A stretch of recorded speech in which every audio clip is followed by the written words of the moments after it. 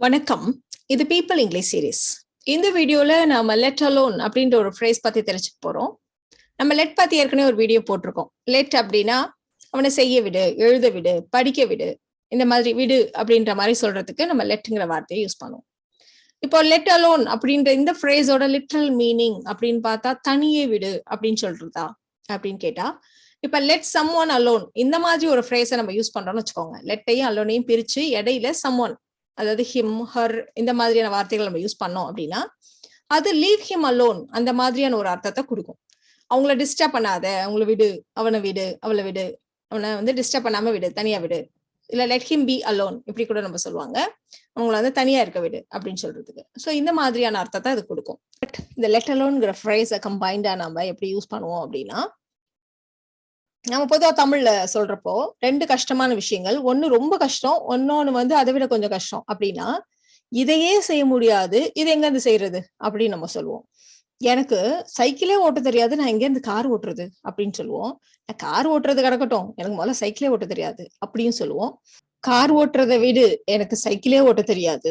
So இந்த மாதிரி எல்லாம் நம்ம சொல்லுவோம். சோ எப்படி சொன்னாலும் அர்த்தம் என்னவோ ஒண்ணுதான் இல்லையா? சோ இந்த மாதிரி எல்லாம் சொல்றதுக்கு தான் நாம லெட் அலோன்ங்கிற ஃப்ரேஸை யூஸ் பண்ணுவோம். சோ இந்த லெட் அலோன்ங்கிற ஃப்ரேஸை யூஸ் பண்றப்போ என்னால இதையே செய்ய முடியாது அப்படின்னு ஒரு பார்ட்டை சொல்றோம் பாத்தீங்களா, அந்த பார்ட்டு தான் இந்த இடத்துல மெயின் கிளாஸா இருக்க போது. இதை செய்யறதை விடு அப்படின்னு நம்ம சொல்றோம் இல்லையா, அந்த பார்ட் கூட தான் நம்ம லெட் அலோனை சேர்த்து யூஸ் பண்ண போறோம். சோ இந்த மெயின் கிளாஸ்ல பாத்தீங்கன்னா subject, negative form of the helping verb. Helping verb அப்படின்னு சொல்றப்ப do, does, did, am, is, was, are, were இந்த மாதிரியான வார்த்தைகள், can, could, may, might, shall, should, will, would இந்த மாதிரியான வார்த்தைகள், இது எல்லாத்துக்குமான நெகட்டிவ் ஃபார்ம். ஏன்னா இதையே என்னால செய்ய முடியாது இப்படிதான் நம்ம சொல்ல போறோம் இல்லையா? சோ அதனால negative form of the helping verb plus main verb. இந்த லெட் அலோன் பக்கத்துல என்ன மாதிரியான சென்டென்ஸ் ஸ்ட்ரக்சர் இருக்கும் அப்படிங்கறது அப்படியே எக்ஸாம்பிள்ஸ் பாக்குறப்பே பார்த்துட்டு வரலாம். ஃபர்ஸ்ட் நம்ம சொல்ல போறது என்ன அப்படின்னா, யாராவது உங்ககிட்ட 1 லட்சம் ரூபாய் கேட்கறாங்க. 1 லட்சம் இருக்கட்டும், என்கிட்ட ஒரு 1000 ரூபாய் கூட இல்ல அப்படின்னு நம்ம சொல்லுவோம். 1 லட்சத்தை விடுப்பா, என்கிட்ட ஒரு 1000 ரூபாய் கூட இல்ல அப்படின்னு நம்ம சொல்லுவோம். சோ இந்த மாதிரி சொல்றதுக்கு நம்ம எப்படி சொல்லலாம், என்கிட்ட 1000 ரூபாய் கூட இல்ல, I don't even have 1000 rupees, let alone 1 lakh. I don't even have 1000 rupees, let alone 1 lakh அப்படின்னு நம்ம சொல்லுவோம்.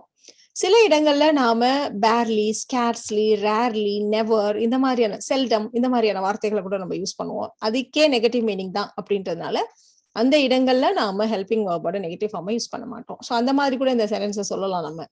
ஐ barely have 1000 rupees, let alone 1 lakh அப்படியும் நம்ம சொல்லலாம். இப்போ ஒருத்தர் உன்னை காப்பாத்தலையா அப்படின்னு கேட்டா, அவனால அவனையே காப்பாத்திக்க முடியல, உன்னை எங்க இருந்து காப்பாத்துவான் அப்படின்னு நம்ம சொல்லுவோம். உன்னை காப்பாத்துறது இருக்கட்டும், அவனால அவனையே காப்பாத்திக்க முடியல அப்படிலாம் நம்ம சொல்லுவோம் இல்லையா? He couldn't defend himself, let alone you. He couldn't defend himself, let alone you. இந்த மாதிரி நம்ம சொல்லுவோம். சோ இப்போ நாம லெட் அலோன் பக்கத்துல வர சென்டென்ஸ் ஸ்ட்ரக்சரை கொஞ்சம் பார்த்துடலாம். சோ மெயின் கிளாஸ்ல ஒரு சப்ஜெக்ட் இருக்கு, ஒரு வெர்ப் இருக்கு, ஒரு ஆப்ஜெக்ட் இருக்கு. இப்போ இந்த லெட் அலோன் பக்கத்துல அதே சப்ஜெக்டை பத்தி நம்ம பேசணும் அப்படின்னா நம்ம அந்த சப்ஜெக்டை விட்டுடலாம். அதே வேர்பை பத்தி பேசணும், அந்த வேர்பையும் விட்டுட்டு நம்ம வெறும் ஆப்ஜெக்டை மட்டும் போட்டா போதும்.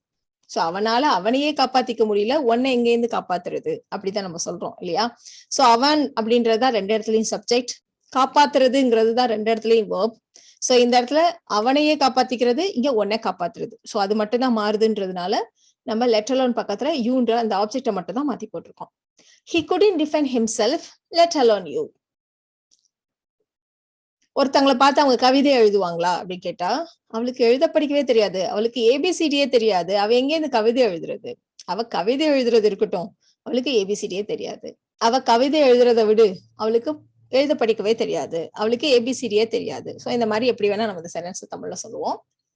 சோ இங்கிலீஷ்ல சொல்றப்போ அவளுக்கு படிக்கவே தெரியாது, அவளுக்கு ஏபிசிடியே தெரியாது, இதைதான் நம்ம மெயின் கிளாஸை கொண்டு வர போறோம். She can't even know ABCD, let alone write a poem. She can't even know ABCD, let alone write a poem. So இந்த இடத்துலயும் நம்ம சென்டென்ஸ் ஸ்ட்ரக்சரை கொஞ்சம் பார்த்துடலாம்.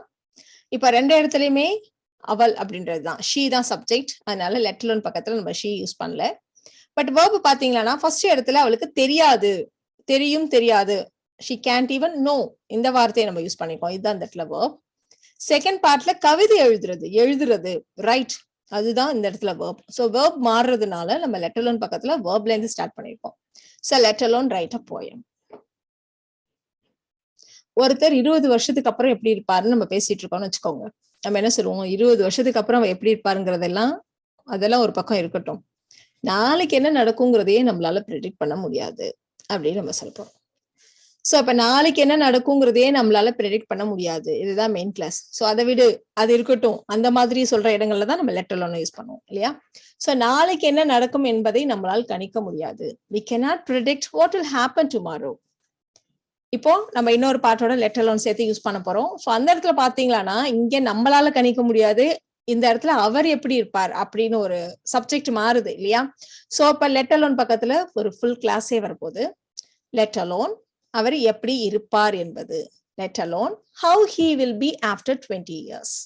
Let alone how he will be after 20 years. So let alone பக்கத்துல ஒரு full class வரலாம், இல்ல நம்ம வேர்ப்ல இருந்து ஸ்டார்ட் பண்ணலாம், இல்ல வேற ஆப்ஜெக்ட் மட்டும் வரலாம். இது வந்து இந்த சென்டென்ஸ்ல இருக்கிற விஷயங்களை பொறுத்தது.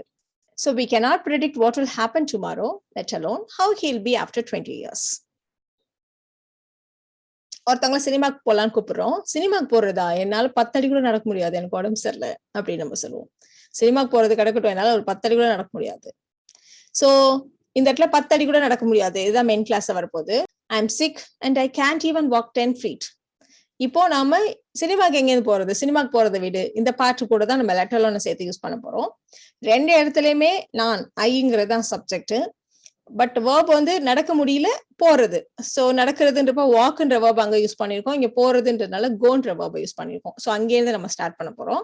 I am sick and I can't even walk 10 feet. Let alone go to the cinema. So இந்த வீடியோல நாம லெட் அலோன் அப்படின்ற ஒரு ஃப்ரேஸை பத்தி டீட்டெயிலா தெரிஞ்சுக்கிட்டோம். இந்த வீடியோ உங்களுக்கு யூஸ்ஃபுல்லா இருக்கும்னு நினைக்கிறேன். Thank you so much.